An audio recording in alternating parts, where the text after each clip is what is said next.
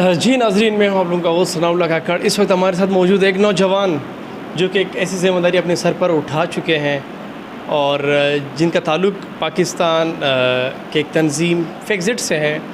और अभी ये फेग्ज़िट कराची के सीनियर नायब सदर भी मंतखब हो चुके हैं। हम इनसे गुफ्तगू करेंगे इन्हीं के हवाले से कि जब इसने ज्वाइन कब किया था और इनको तरक्की इतनी जल्दी कैसे मिली। जी अस्सलाम वालेकुम। वालेकुम सलाम। सबसे पहले तो सनाउल्लाह काकड़ साहब आपकी और आपकी पूरी टीम का मैं शुक्रिया अदा करना चाहता हूँ कि आपने अपनी कीमती वक्त में से हमें अब थोड़ा वक्त निकाल कर दिया। अच्छा, फिक्सिट का जहाँ तक मेरा ताल्लुक़ है बहुत पुराना है। जैसे ही फिक्सिट बनाई गई, फिक्सिट की बुनियाद रखी है मैंने आलमगीर ख़ान साहब ने, उसके 1 महीने बाद ही मैं ज्वाइन हुआ हूँ और कोई 6 साल हो गए मेरे फिक्सिट में।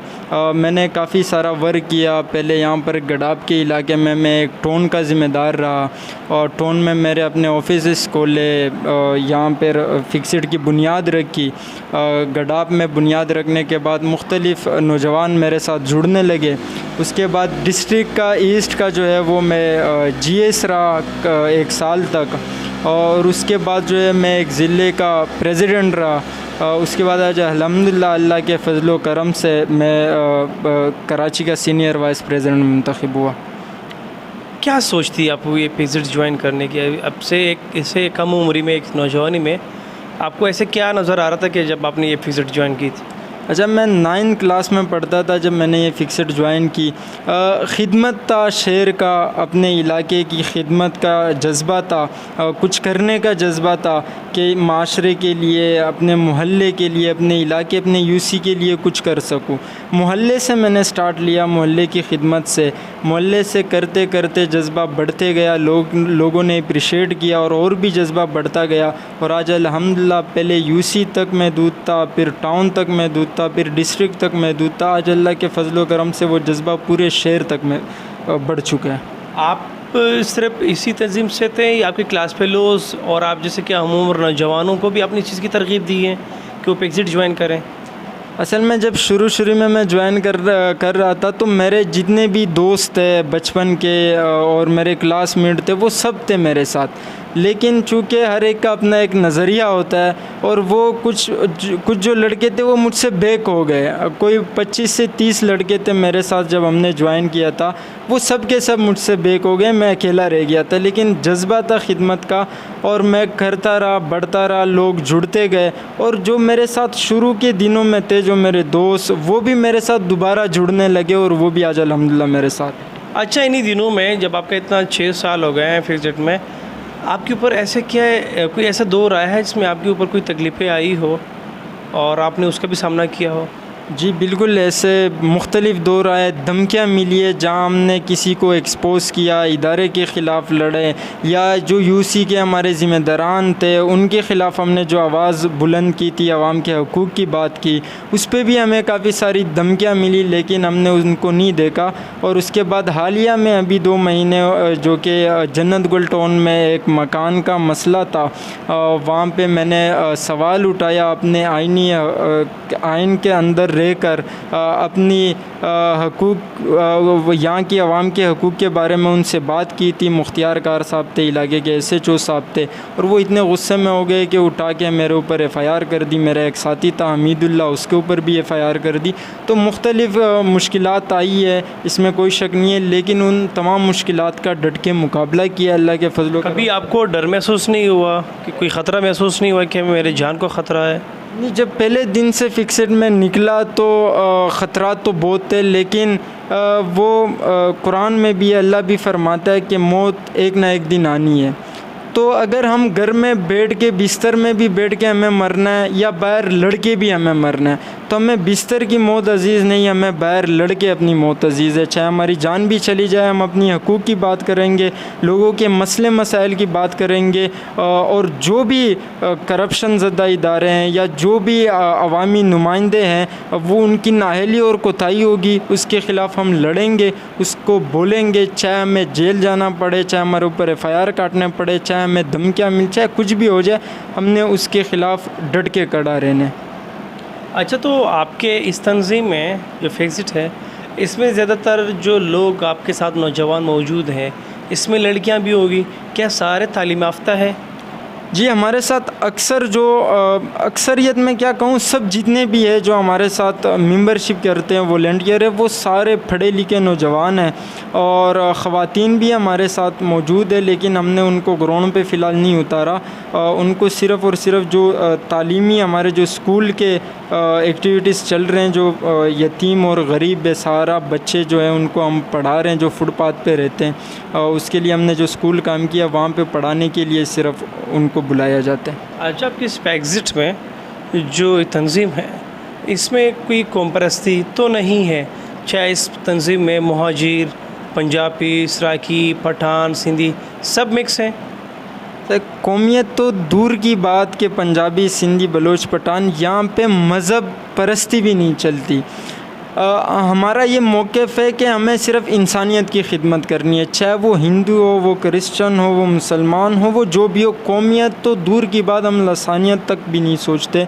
हमने सिर्फ़ खिदमत पे यकीन है और हमने खिदमत करनी है। अच्छा, जब आप लोग गडर के ढक्कन लगाते हैं किसी चेयरमैन के गली में या दिगर और ज़िम्मेदारान के गली में, क्या आप लोग क्या फ़ील करते हैं और उन लोगों को क्या फ़ील होता है, और लोग किन नज़रों से फिर आप लोगों को देखते हैं? अच्छा, जब ऐसे बहुत सारे वाक़यात हुए, मैं आपको बता नहीं सकता, बात बड़ी लंबी हो जाएगी, कि मैंने वार्ड के ज़िम्मेदार से लेके यूसी का चेयरमैन, वाइस चेयरमैन के घरों के सामने गडर के ढकने भी लगा चुके हैं। वहाँ के मोहल्ले से, उनके मोहल्ले से हम कचरा भी उठा चुके हैं। उनके आसपास पड़ोस में हम वाटर बोरिंग भी कर चुके हैं। हमें बड़ा फ़ख्र फ़ील होता था, बड़ा अच्छा लगता था, लोग हमें अप्रिशिएट करते थे। और सबसे ज़्यादा अच्छा तब लगता था जब हम वहाँ खिदमत करके अपोजिशन का भी रोल अदा करते थे, उनको कोसते भी थे, उनको बोलते भी थे कि ये काम आपके करने के, लेकिन एक आम नौजवान कर रहा है। तो क्या ऐसे क्या रद्द-ए-अमल कभी सामने आया है इन सियासी तंजीमों की जानिब से, जिनका ख़ुद कोई काम होता है वो काम कर नहीं सकते, वो काम आप लोग कर रहे हैं, उनकी तरफ से कोई रद्द-ए-अमल आता है कभी सामने? रद्द-ए-अमल तो ये कभी नहीं आया कि आपने इस इशू में बात की, हम आपके साथ है या हम आपका ये इशू हल कर देंगे, ऐसे तो कोई राब्ते हमारे साथ नहीं हुए। लेकिन हाँ, इस हवाले से ज़रूर राब्ते होते थे कि आप खामोश हो जाएं, आप मेरा नाम ना लें, आप वीडियो बिला वजह की ना करें जो उनको बिला वजह की लगती है, हम ये कर देंगे, हम वो कर देंगे। ऐसे पहले हुआ करता था जब हम शुरू में कोई फिक्सड को जानता नहीं था, और आहिस्ता आहिस्ता हम अपनी पहचान बनाते गए, हम अपनी पावर शो करते गए। आज अल्लाह के फजलो करम से अगर जितनी भी बड़ी हम कुछ माफिया के ख़िलाफ़ हाथ उठाएँ, वो कुछ बोल भी नहीं सकती और ना कुछ कर सकते। आपका किसी सियासी तंजीम से वाबस्ता है? मैं कोई भी सियासी तंजीम से मेरा कोई ताल्लुक़ नहीं है। एक फ़िक्सड है जो सोशल वर्क करती है, इसके अलावा मेरे सियासी तंजीम से ना। आप अपने फिक्सड को कितना टाइम देते हैं? जब भी मेरे पास फ्री टाइम होता है, क्योंकि मेरे पास एक अहम ज़िम्मेदारी भी है, तो ज़्यादातर मेरा जो टाइम होता है वो फिक्सड में ही वक्फ होता है। आपका पर्सनल कारोबार क्या है? मैं फ़िलहाल तो पढ़ता हूँ और सोचा नहीं है कारोबार क्या। अच्छा, जब आपने ये ज़िम्मेदारी उठाई, कभी वालिद साहब ने डांटा है आपको? वो फ़ख्र महसूस करते हैं और वो कहते हैं कि आप लगे रहें इस काम में और जितना आपसे हो सकता है आप करें। घर पर टाइम देते हो माँ बाप? हाँ। अच्छा, शादी की? शादी नहीं की। शादी करने का इरादा है? मंगनी हुई है हाल ही में। लड़की सेलेक्ट कर ली? हाँ, खैर अब्बू अम्मी ने सेलेक्ट की है, मैंने नहीं की है। बहरहाल शादी में अभी टाइम है। दवा देंगे? ज़रूर, आपको तो ज़रूर देंगे। अच्छा, तो क्या पैगाम देंगे हमारे इस मुल्क के पाकिस्तान, इस शहर कराची के नौजवानों को कि वो भी एक ऐसे तंजीम में आए? मैं उनको यही पैगाम देना चाहूँगा कि आपके आंखों के सामने कराची शहर की हालत, यहाँ की सड़कें, यहाँ के पानी के मसाइल, यहाँ पर कचरों के जो ढेर बने हुए, पहाड़ बने हुए, यहाँ पर कोई गडर का ढक्कन तक मौजूद नहीं, बच्चे यहाँ पे गिर जाते हैं, यहाँ पे ये घोटों के ज़्यादातर जो नौजवान हैं, मैं इनको भी ये बताता चलूँ कि ना मैंने बहुत सारी यूसियाँ डिस्ट्रिक्ट है जहाँ ना कोई सरकारी स्कूल तक मौजूद नहीं, प्लेग्राउंड तक मौजूद नहीं, जो भी हमारे सहूलतें हैं वो हमें नहीं दी गई। टैक्स हमसे डबल वसूल किया जाता है लेकिन हमें वो सहूलतें फ़राहम नहीं की जाती। तो इसके लिए आप चाहे फ़िक्सड हो, फ़िक्सड में आप बिल्कुल भी ना आए, लेकिन आप अपने हक़ की बात करें, अपने हकूक़ की बात करें, जो आपके राइट्स है आप अपने राइट्स के लिए बोले, अपनी आवाज़ बुलंद करें, डरे मत।